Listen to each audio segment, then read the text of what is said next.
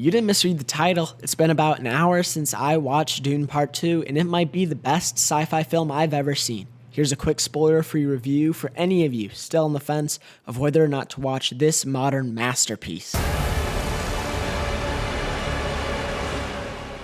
People are raving over the newest installment of Villeneuve's Dune trilogy, and it's easy for someone who hasn't seen it to assume that the affection shown by viewers is recency bias or some type of hype train. However, after sitting in a packed theater, I can safely say that Dune 2 lives up to and even exceeds the colossal praise it has received. The movie does a better job with scale than any other movie in recent memory, to the point where the term epic doesn't quite fit the true size of the film. As the viewer embarks on the messianic journey of Paul Atreides, it is nearly impossible for you to not lose yourself in the vast landscape of spice. With an ambitious directorial vision, it often becomes difficult for a movie to stay on track and keep the viewers entertained, and I'm happy to say that Dune Part 2 does not suffer from this issue. Everyone in the theater was almost immediately immersed in the beautiful world building and thrilling storyline.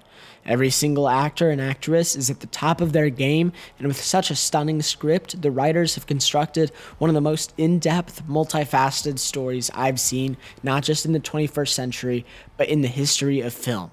It's difficult to explain what makes the story so gripping without spoiling some of the big plot points, but to break it down to its most simple terms, the film follows Paul Atreides' rise to infamy as he struggles between the balance of morals and prophecy. The last thing that needs some commendation is the visuals. Greg Fraser, the same cinematographer in charge of the Batman, Rogue One, and the first Dune, takes command of the sequel's cinematography.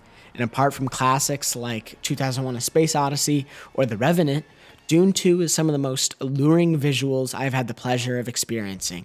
The wide shots feel like art pieces you would see in the Uffizi Gallery, and the tighter dialogue shots still have such a powerful stylized approach to them that keeps your eyes glued to the screen.